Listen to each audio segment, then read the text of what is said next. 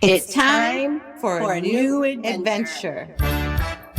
Welcome back to another episode of Adventures in Business. And we have a super adventurous person with us today. But before we get to that, how you doing, Lisa? I'm doing great, Amy. I had a networking event or a meeting at Flower Child Bakery in Grand Ooh, Ledge. Oh, you're my that's side a of town. danger zone. Danger zone. That place was amazing Yeah. and friendly, and the service was fantastic. But man, it was just so cool to get out and see some of that west side of town. I loved it. How Yeah. about you? What have you been up to? Well, I can attest that I have tried many things at Flower Child Bakery. I go there a lot. It's in my hometown. And actually this morning I stopped on my way to my BNI group and I got a jalapeno cheddar pretzel. That was really good. And some raspberry bars because I bring those home because I can't not eat those when I stop there. So I just love when you walk in the back door and the smell just hits you and you're like, it smells so good in there. Yeah. And then right next to the bakery is the butcher, which is also really amazing in Grand Ledge. Yeah. And now we just need a candlestick maker and then we're all set down there. I love it. Yeah, I know. We just gotta find out. Right. But a really fun thing that I did recently was I know this is coming out a little bit later than this show was, but I got to see Moulin Rouge at Wharton Center. Ooh. And yeah, my sister-in-law bought us tickets to go. Me and Chris and Anna went, and I really had no idea what the show was about. Didn't know what I was walking into. And I sat there, I think, with my mouth hanging open the whole time. Like the sets were just amazing. The costumes, I was so exhausted by the end of the show watching these people dance for 3 hours. Like, I don't think I could dance for 3 minutes, but it was awesome. It was just, Wharton always brings it, but that was very cool. Very, very cool show. Yeah. So Amy, our other Amy on the show today, have you done anything exciting or interesting around town?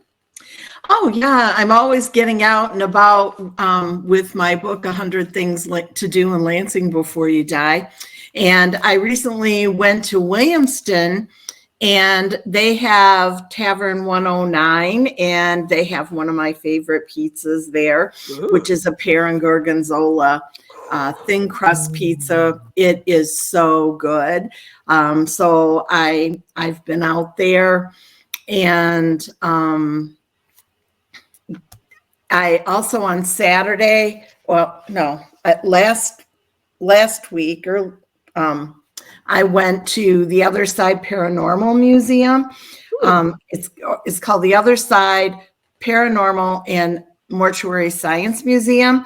It's in Rio Town, and it is in Rio Town Market, so it's a little bit hidden away. And so they have the antiquities shop, and you could spend hours looking there. And so I've been out and exploring that again. I went once for my book, but it's always changing. So I like to get out and revisit places. Yeah, I've been in there a few times, and I had a very visceral flashback to my childhood when I went in there one time. They had a whole display of those plaster molds of your mouth. I don't know. I had lots of braces and orthodontia work when I was younger, and I had to get one of those. And they had a whole bunch of those sitting on a shelf. And I was like, oh my gosh, I was instantly 12 again. And I was like, I remember that, getting that done and sitting there with that stuff in my mouth. So yeah, they always have really interesting things in that store. Yeah, that's cool. So, that's a little bit of a teaser into the life of our guest. Lisa, do you want to introduce Amy Piper? Amy Piper, Follow the Piper, a Michigan-based author, blogger, and freelance travel writer that promotes the Midwest. While she writes about destinations around town and around the world, she focuses on promoting her home state of Michigan through her books. While she's a lifelong Michigander, she has had adventures worldwide. Bomb-sniffing dogs chased her in the middle of the night in Bogota, and gate agents refused boarding passes with the wrong visa, so many other things she can tell us about with her adventures. But she's written a book, 100 Things to Do in Lansing Before You Die, and she promotes Lansing-based businesses through her freelance writing, blog books, and social media. She was also named the Certified Tourism Ambassador in 2022, the STAR, Certified Tourist Ambassador STAR in 2022, and by the Choose Lansing group. So welcome, Amy. How are you today? I'm great, Lisa. How are you? I'm doing fantastic. Some adventures that you've had worldwide. Oh my gosh. So bomb-sniffing dogs, refused seating on a plane. I'm sure you've experienced a lot of other things, but what's been your biggest adventure that you have been on? I would say I did a photo safari in Tanzania, and one of the exciting points in that, there was a group of us, and we were all in these open Jeeps. And at one point, we were surrounded by 21 lions, and that was interesting, to say the least. One of the Jeeps got stuck in the mud, and so we had to kind of wait for them to leave so we could push the other Jeep out, but she didn't really want to get out of the Jeep because it's no longer safe. So that was probably one of my biggest adventures, my East Africa trip. Nice. Wow. Well, when did you start writing specifically about the Michigan and the Lansing area? I would say more so during the pandemic. You know, a lot of travel writers quit writing during the pandemic. They said, "Oh, I can't travel. I'm not going to write anymore." Well, I had just come back from a trip to Nova Scotia, and so I wrote off that trip for quite a while, and then I was invited to write a book, a collaborative effort called Midwest Road Trip Adventures, where there are 12 Midwest states, and they invited 12 authors, one to write about each state. And so I wrote the Michigan chapter. And after that, I said, okay, what now? Because, you know, I really can't go too many places, or it has to be outdoors. So at that point, I said, okay, I'm going to start writing about Lansing. I've lived here my whole life. I know it well. I might as well get ready for when people can travel again. So instead of just sitting around and saying I can't do it, I said, how can I do it? And so I pitched a book to Reedy Press called 100 Things to Do in Lansing Before You Die. And I wrote that during the pandemic, and then it came out shortly thereafter. And so that was really my first jump into writing just about my hometown. So what do you say to people when they say there's nothing to do in Lansing? I am always flabbergasted. Right? Sometimes we kind of get in a bit of an argument. People say, well, I've done everything. And then I just kind of say, well, but if you've been to the Capitol when you were in fourth grade, but that's kind of when the typical Capitol visit is. Right. I said, but that was probably 40 years ago. Have you been to the new Heritage Hall there? Exhibits change, places change. Mm-hmm. You can go to the Edith and Eli Broad Art Museum probably once a month and get something different. Mm-hmm. And I've lived here my whole life, and I'm still discovering things. After I wrote the book, people would come to me and say, oh, have you heard about the Barnwood shop in Mason? One time I was researching a book, or an article, I should say, on bird watching, and I came across this capital area bird, I don't know if it was called birds, I don't think it was sanctuary, but it was a place to go bird watching in Delta Township. I had never heard of it. Mm-hmm. So Lansing has so many things. If you've done it once, you probably haven't done it. Right. So I don't know. It to me, it's quite sad. I've heard people on planes, like I would be flying into Lansing, and I remember one evening specifically, someone coming from out of town said to another person on the plane, well, what's there to do in Lansing? I'm here for a wedding this weekend. And they said, oh, well, you really need to go to Grand Rapids or Detroit. And I'm like, no, wait. Here's what there is to do, you know, and it turned out they like to run. So I talked to them about the river trail. And so. Or here's my book of 100 things. Yeah. So tell our listeners where they can find more out about the books that you've written and more about what you do. Well, I have a blog called followthepiper.com, and all of my books are there with links to where you can buy them. But you can also buy most of my books. My newest one, Secret Michigan, A Guide to the Weird, Wonderful, and Obscure, and The 100 Things Lansing in local bookstores. We've had great support. There's Hooked, Barnes and Noble, Schuler's. They all carry them. So you can go to almost any local bookstore and find them. Mm-hmm. So what kind of events do you do with the bookstores? Before we started the recording, we were talking about events that you do. Are there book signings? Are there what activities do you do? It's a variety. So libraries will have me in, and I will talk about the book, and just part of the secrets book is that there are so many secrets. I can only put 84 in the book.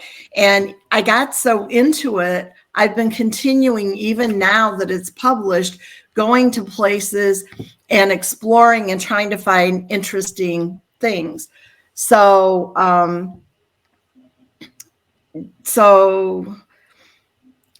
anyway, I kind of forgot what the question. Well, Lisa, yeah, no worries. Lisa asked you if you had, like, what kind of events do you do? But you also have a couple upcoming events, right? Do you want to talk about those? Correct. Okay. Yeah. So I have an event coming up on 517 Day at Hooked in kind of East Lansing area by Frandor. That'll be 6 to 8. And then in June, I have a lot of library events, and those events, I will be talking about a variety of secrets. We may play a trivia game at Hooked. When I've done previous book events there, we did trivia.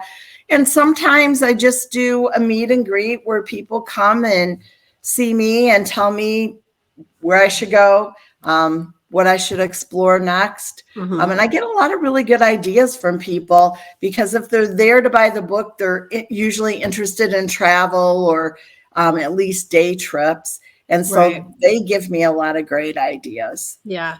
You've mentioned secrets a couple of times, and when you say that, you're referring to your book, right? The secret. Okay. Just want to make sure for the listeners. So I'm curious in writing that book and things that you discovered. Can you share a couple, like, that might be the more surprising secrets in Lansing? Stuff okay. Each of the 84 items has a title, and then they have a question. So one of the most surprising ones, I think, some of these are stories behind popular places. Some of them are obscure places, and some of them are weird things.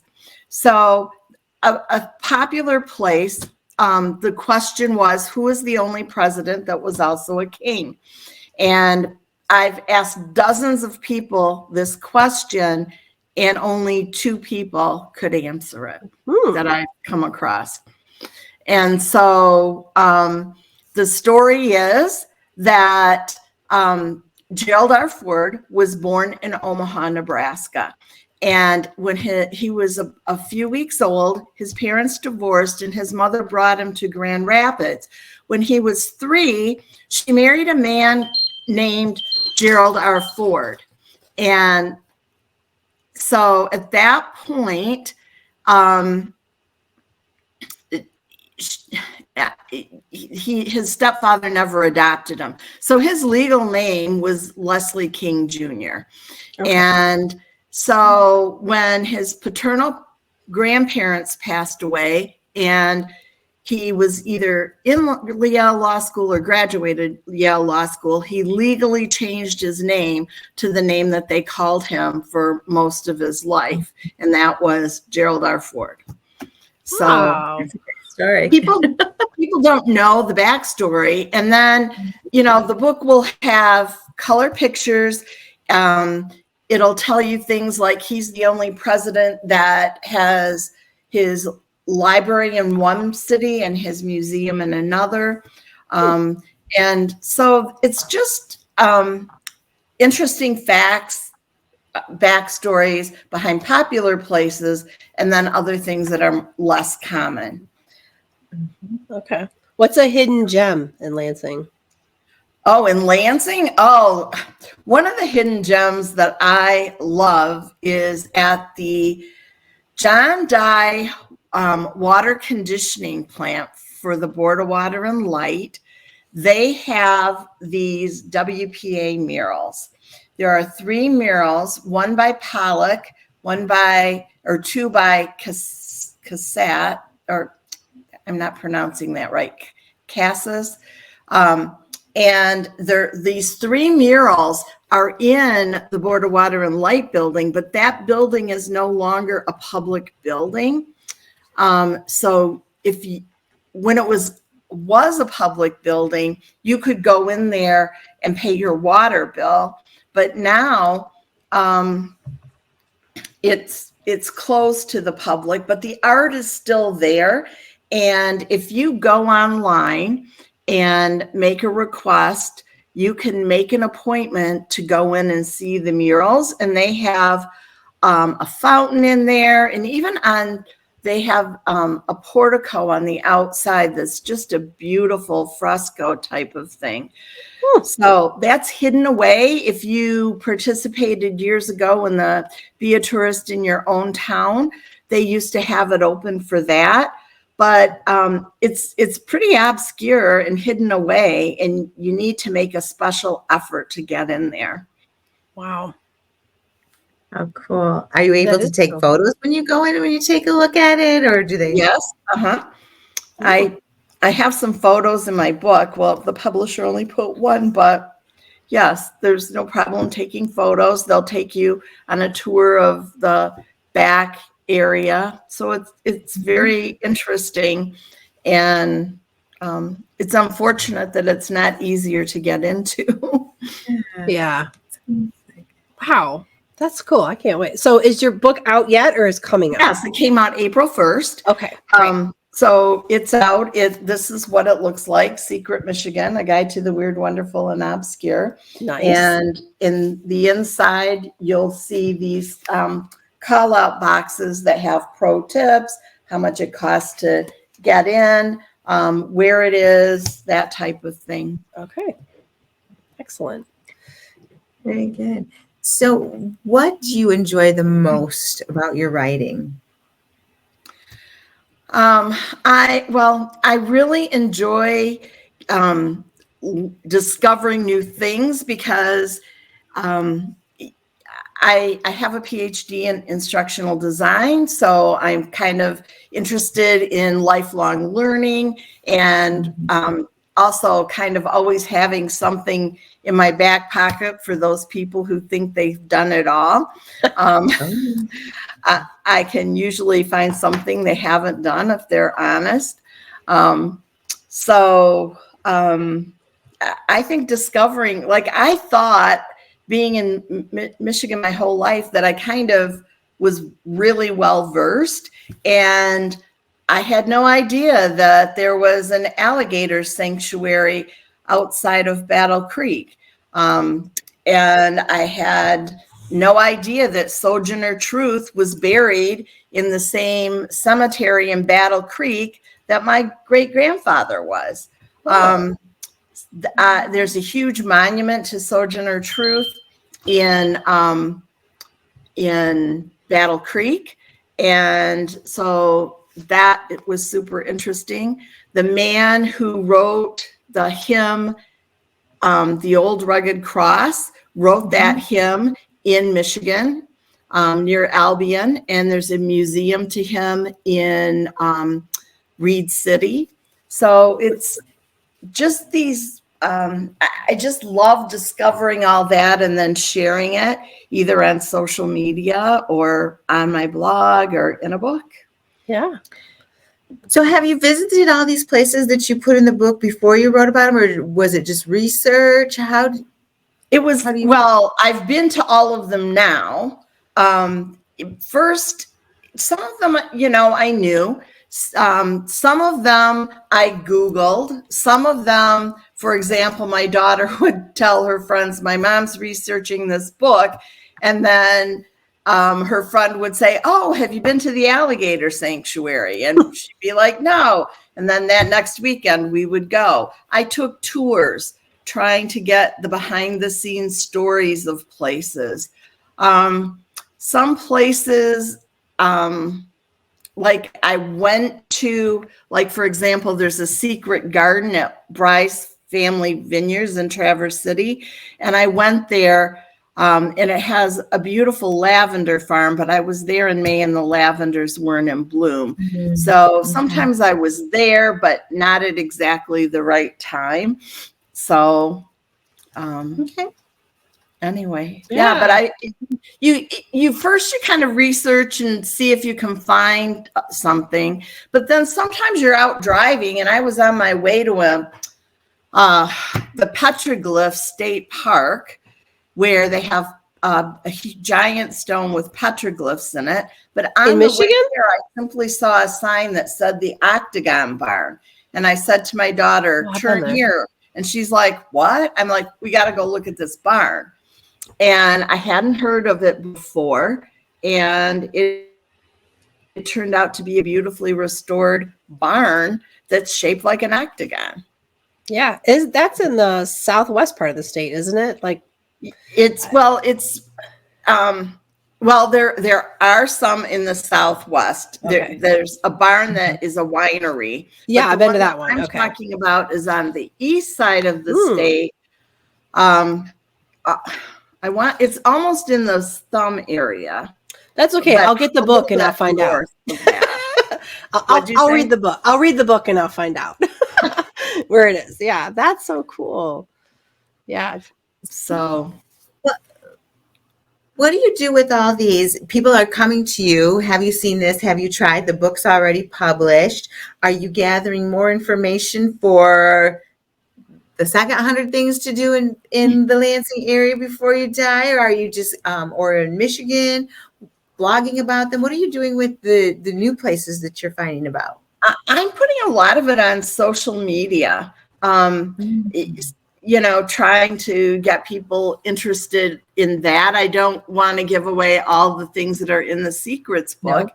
So I put a lot of things, like in the Natural History Museum in Ann Arbor, it has the only exhibit in the world that has a male and female mastodon in the same exhibit. And they also have some cast footprints of actual mastodon footprints in that exhibit. So, I'm going still to places and finding more things, putting it out on social. I mean, it could go on forever, all the secrets there are. Yeah. I have an idea for a book for you. Okay. So you said you went to the paranormal museum place. Okay. What if you did a book called 100 Things to Do in Lansing After You Die? Like, like visiting the paranormal things and things you could go haunt. Oh, wow. That's going out there. I love it. What to do after you die. I just really think that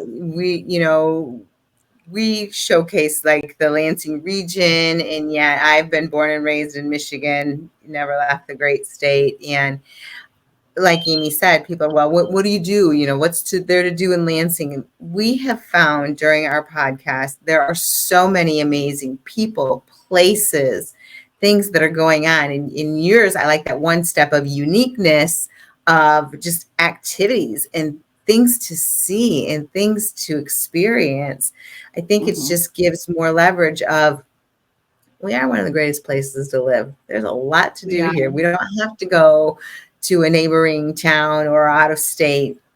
We just have to look for them and buy the book. Well, buy the book. Exactly. Buy the book. Go ahead, Amy. Oh, I was just going to say, we have some things that, I was in New York City in January and didn't get a chance to see a Broadway show. Then I came back home and I was at the Wharton Center seeing a Broadway show that was every bit as good as the Broadway shows on Broadway. So, I didn't have to go to New York City.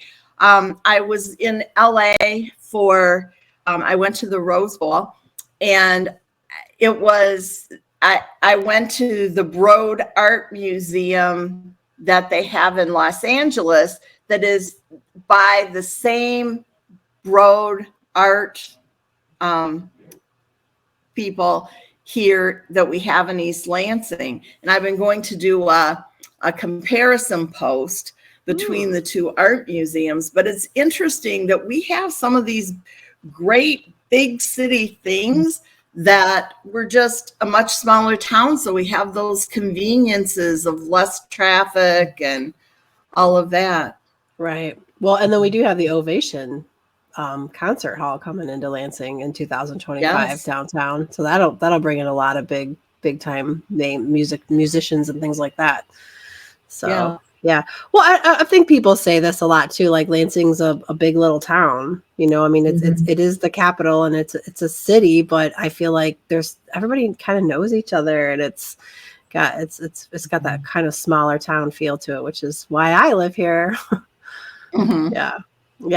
It's got to be fun for you too to go into these places as a writer or travel writer or reporter. You probably do get like some access and some stories and things like that a lot of the general people wouldn't get. Well, I ask a lot of questions to the point where sometimes they're like, what the heck? Why are you, and then I have to kind of confess what's going on, because I always want to know, why'd you name your restaurant this name? Where did it come from? Do you make this in-house? Where did it come from? So people kind of, I guess most people don't ask those questions, and then the next thing I know, I have to confess. But sometimes I like to go kind of undercover. So, if I don't want to put it in the book or whatever I'm writing, I haven't revealed anything. Yeah, you don't feel obligated. Yeah. So do you have to get any special disclaimers? Is there anything that you have to do when you're writing about these places in your book? Well, in the book, in the introduction, I tell people, and you really should, whenever you read a book, things get outdated. And so you need to go check their website. The publisher put cost in the book, and prices have been going up. So that kind of thing. So yeah. That's a good point. Is there anybody? Oh, go ahead, Lisa. Oh, I was just going to ask, you've been on so many great adventures, not only just around Lansing, around Michigan, but abroad. What is your next big adventure? What's my next big adventure? Well, in the fall, I'm going to Italy. In the meantime, I am going back to many of the places that I was where I was last summer researching the book. Now I'm going there to promote the book. Ooh. And doing book events, going to bookstores, signing books, that kind of thing. So that's fun. Actually hearing that people are reading what I'm writing is fun. Have you ever have you gotten any feedback from some of these places that you have featured in your books that it has helped their business?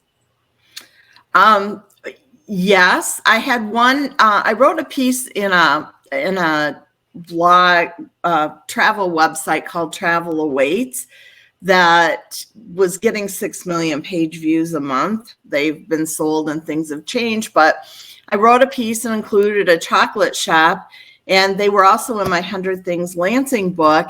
And so I contacted them and I said, would you be willing to do a book event? They said, yes. After your article published on Travel Awaits, people have been coming in over that weekend and we're coming in to see our shop. And it was phenomenal to me because that was a worldwide travel place. And this was in a small town just outside of Lansing. So I wasn't expecting, somebody to even see and then go 30 miles north of Lansing and find this chocolate shop. Right. I would drive 30 miles for good chocolate. Yeah. For sure. But yeah. So that was a lot of fun. Someone contacted me. I didn't know them, but she was a friend of another blogger that I knew. And she was coming to Lansing and she had questions. And so I answered these questions. And then she came and we went to dinner and she had my 100 Things Lansing book and it was all marked up and it had Post-it notes all over it. And that was so fulfilling to see somebody actually using the book.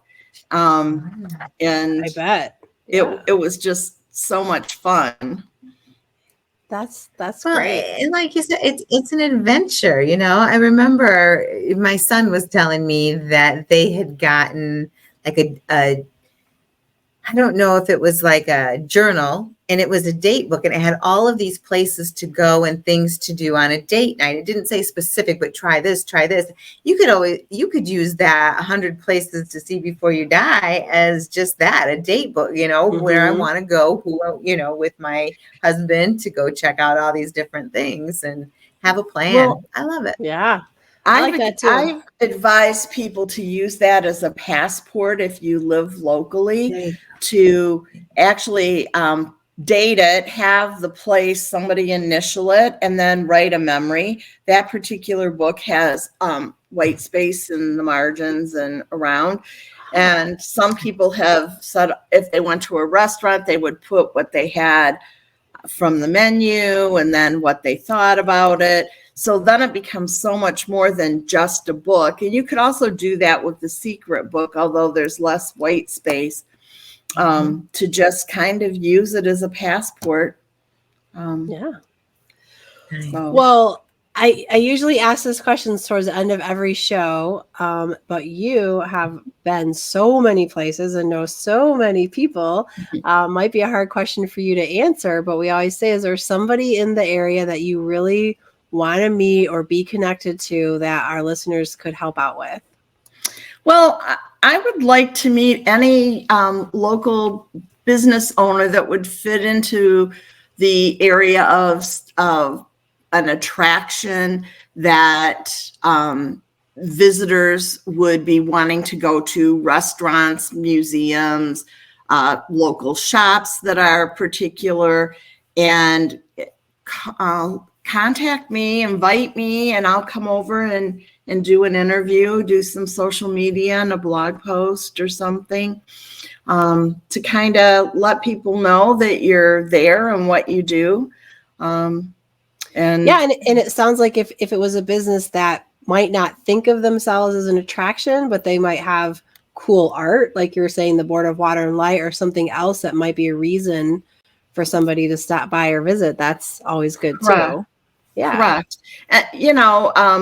Not so much, get your furnace fixed here kind of place. You're not the Yellow Pages. No, but places that you would want out of town or even local visitors to come to for a day trip or a fun adventure or even a date night going out to dinner.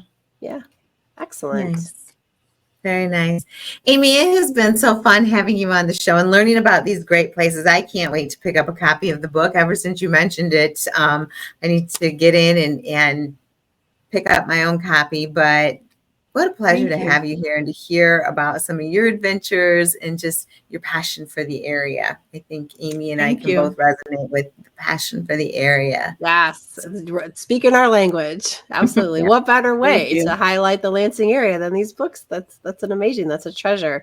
And just again, for our listeners, you can find information about Amy Piper's books and her blogs and everything she does at followthepiper.com, and also find her on social media as well.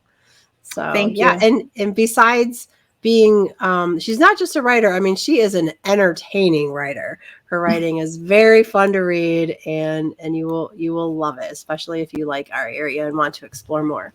This has been great having you on our show. Thank you so much. Thank you. Absolutely. And to all of our listeners, thank you again for coming on this true adventure with us today. So go out and get your copy of 100 Things to Do in Lansing Before You Die and the new secret book that just came out. And as always, go out and make it an adventure.